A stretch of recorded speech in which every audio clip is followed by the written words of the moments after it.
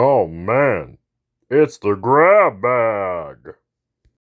This might be a little bit of a sacrilege, but I think Star Trek 6, The Undiscovered Country, might be the best Star Trek film.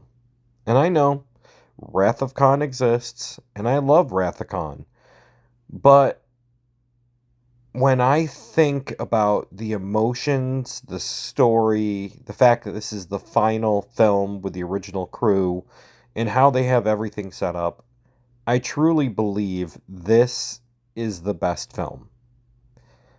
And yeah, it's not as action packed or action focused as Wrath of Khan, but it also turns back the goofiness that was from like The Voyage Home. And of course, being the final film, it kind of has its own weight. And this particularly is about Kirk and his hatred of the Klingons. In the third film, the Search for Spock, Kirk's son is killed by a Klingon. And this was after the events of, what happened with Khan in the previous film. So he's had this hatred towards the Klingons. They've always been a warlike race.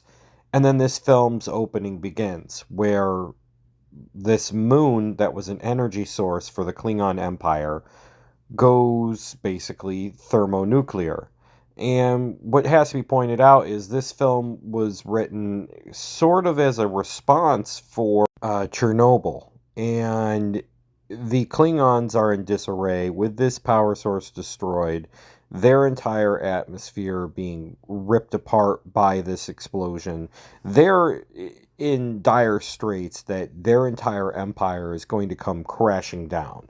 And with the parallels to the end of the Cold War and Russia, they really were trying to push that in.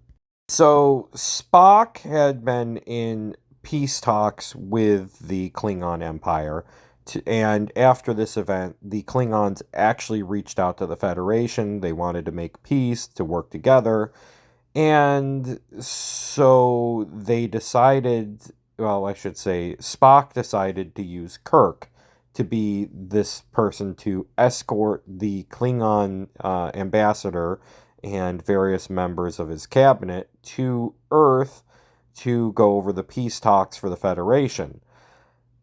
And of course, that doesn't quite work out. You see, there are factions in every group that don't want to have peace. General Chang wanted to test his might against Kirk because the Klingons, being a proud warrior race, they just are interested in strength. And Kirk has a reputation of being a very, very good and strategic captain. And that's only just part of the issues that were going on. And the big thing that happened is after the dinner that they had with the Klingons, when the Klingons returned to their ship got attacked. And it looked like it was coming from the Enterprise. And spoilers ahead, this is because there was a Klingon, I think they're warbirds are the name of their ships, because the birds of prey maybe I got it reversed. The birds of prey might be the Klingons, and the warbirds might be the Romulans. But anyways, so this cloaked ship was capable of firing weapons well cloaked, making it the first of its kind.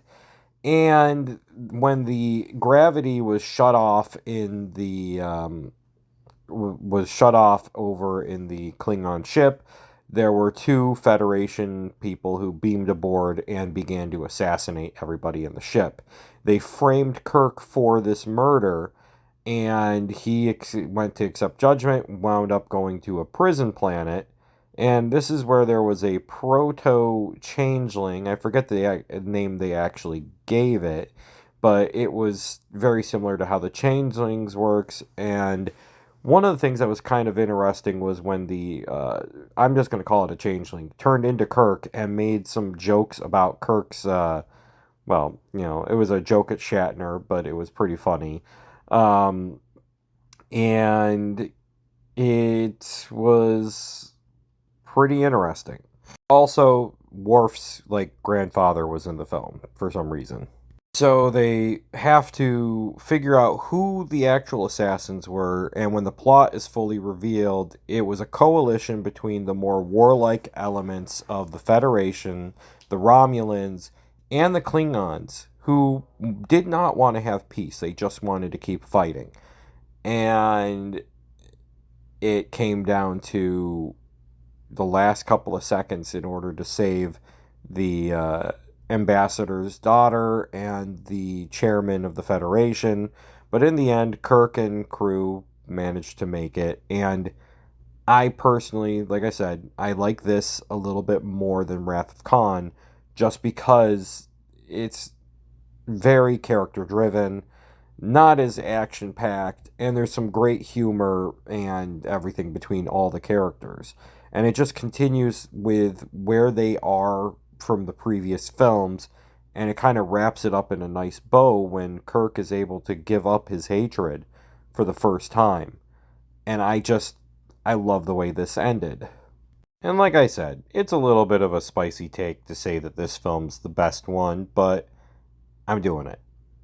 And if you haven't seen them, they're on HBO Max right now. And I might go back and watch all the films. I don't know what I'm doing right now. Um, but it's very good. And specifically, everybody agrees. Wrath of Khan and Undiscovered Country are probably the two best films in the entire thing. But they're all really good if you enjoy the characters and the story. And that's where I'm going to end this. If you are a fan of Star Trek, definitely check out the films if you haven't seen them.